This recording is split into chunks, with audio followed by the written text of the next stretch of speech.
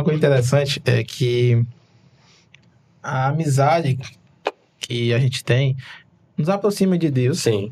E também ajuda no entorno mesmo, no geral. Dia a dia, né? No geral. Porque, por exemplo, eu me lembro que eu não fiz o Enem, porque o meu terceiro ano foi na pandemia e tal, e eu decidi nem fazer.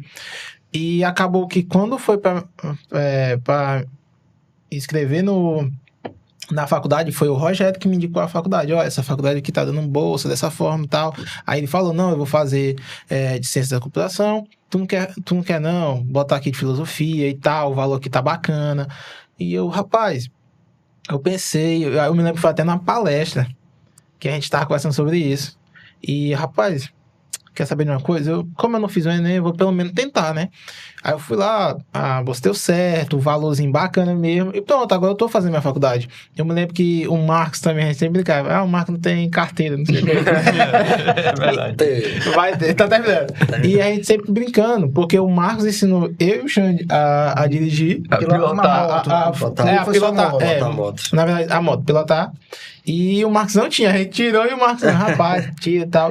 E após a gente sempre tá falando, ele foi lá e tá tirando. E também a questão da faculdade é praticamente a mesma coisa, a gente sempre tava incentivando. Um ao outro, né? Exatamente. Sim. Então, a nossa amizade, ela nos ajudou em praticamente tudo. Outras coisas. Nosso desenvolvimento, tanto pessoal quanto espiritual. Claro, O que o Gabriel tá querendo dizer aqui é que, por eu estar cursando história, o Gabriel viu não como inveja, mas como inspiração. Rapaz, meu amigo tá cursando história, né? O Gabriel via ali eu lendo livros, eu estudando, e eu falava, Gabriel, se tu souber o quanto isso é importante pra ti. Então o Gabriel foi lá e começou também, né, com esse interesse na filosofia. A gente já gostava de história, ele também gostava de história, mas ele preferiu ir pra filosofia, né? Você lembra que até o primeiro livro que eu indiquei de filosofia foi do Pondé? Eu nem gostava de filosofia ainda. Sim. Foi um livro... Filosofia para corajosos. Sim, que foi o Davi, o irmão do Natan, que me emprestou. Foi. Aí eu falei, mano, vê esse cara aqui, ele é top demais, vê ele aqui e tal. Eu me lembro que no mesmo dia que eu falei dele, eu falei do Ariano Suassuna.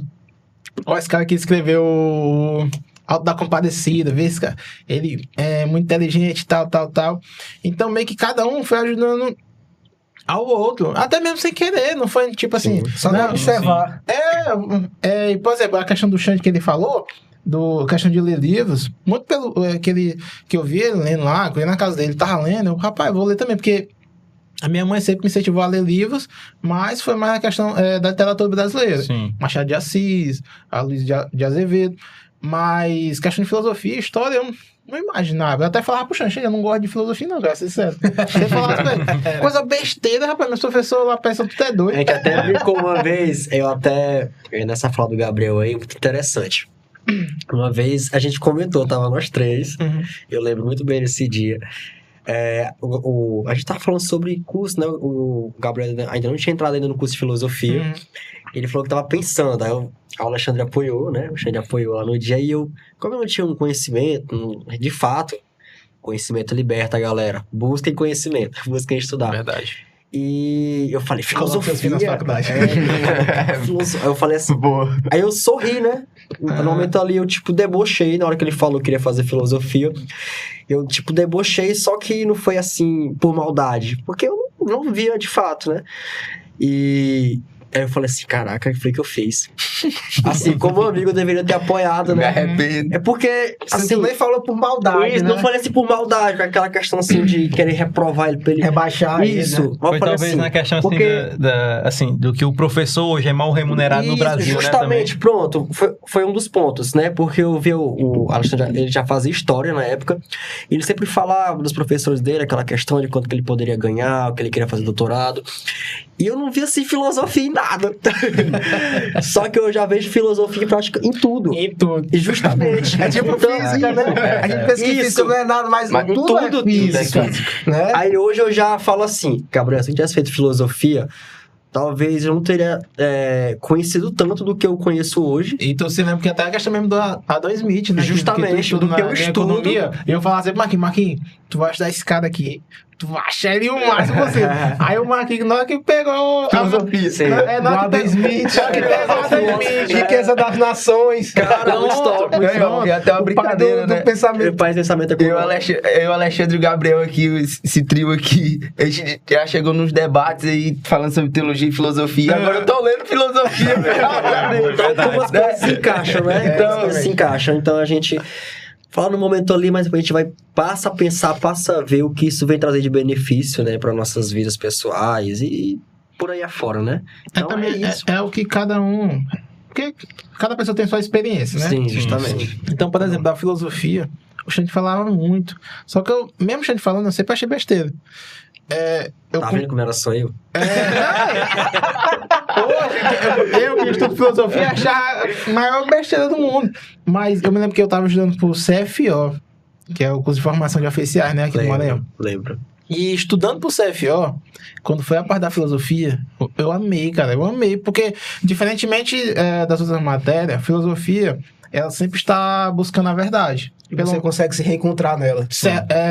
Quem estuda filosofia de verdade, a clássica, né? Se você não se filosofia, mas só dá boa, tá? Se você não se perder na filosofia... Tem seu lado ruim. Se você não se perder na filosofia moderna, se você for estudar mesmo os clássicos, rapaz, você vê o tanto que aqueles caras buscavam a verdade. Coisa de louco mesmo. É muito interessante. Por exemplo, quando a gente vai estudar Xenófanes, que a gente vai perceber que um cara daquele, numa época onde praticamente a pluralidade de Deus reinava, que todo mundo acreditava no pensamento politeísta, né? No pensamento politeísta, ele tira do nada, né? Ele tira a partir dos seus estudos que o Deus é uno e que se existe só uma verdade, logo só pode existir só um Deus, e esse Deus tem que ser eterno. E quando eu estudei aquilo, meu Deus, cara, é magnífico assim que você fica com os olhos brilhando. Impressionante, naquela época ali não existia nem livros, né? Não tinha o que a gente tem hoje, internet, tudo através da observação da natureza, né? Exatamente. Ou seja, os camaradas construíram a base para os nossos estudos atuais, né? É até algo que eu tô lendo um livro que o Alexandre Nossos pensamentos é baseado nos clássicos, né? Justamente. Padre Sestilares, né?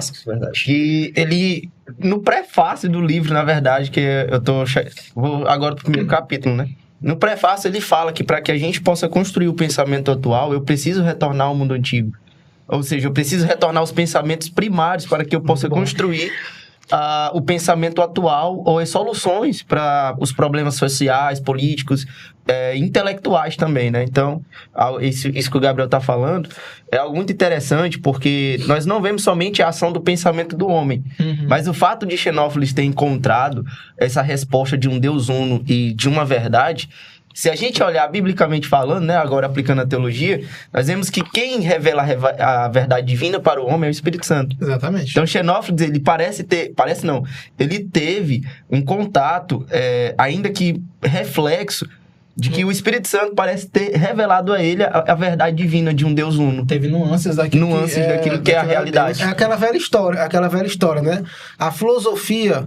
ela tem até um artigo do Helkin, que ele fala, né, tem um comentário que ele fala que a filosofia, ela sempre recorre, né, aos seus primórdios, aos seus primeiros pensadores, diferentemente da ciência, né, como vocês veem. Como igual o Schopenhauer fala, não é necessariamente que aquilo que é novo é melhor, ou aquilo que é novo é bom.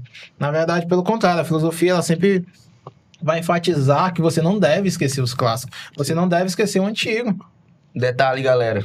Não se percam nas filosofias modernas que o Gabriel falou. Filosofias naturalistas, materialistas, e aí que os professores nas universidades hoje, ateus e agnósticos, ensinam. Cuidado que a partir do iluminismo ali você tem que dividir. Você tem que começar a pegar os filósofos e começar a dividir. Não, isso aqui é bom, isso aqui é ruim. Não só aqui no mundo moderno, né? Mas até mesmo na Grécia clássica, já tem que ter cuidado, porque ali já tem os sofistas, né? Sim, então, exatamente.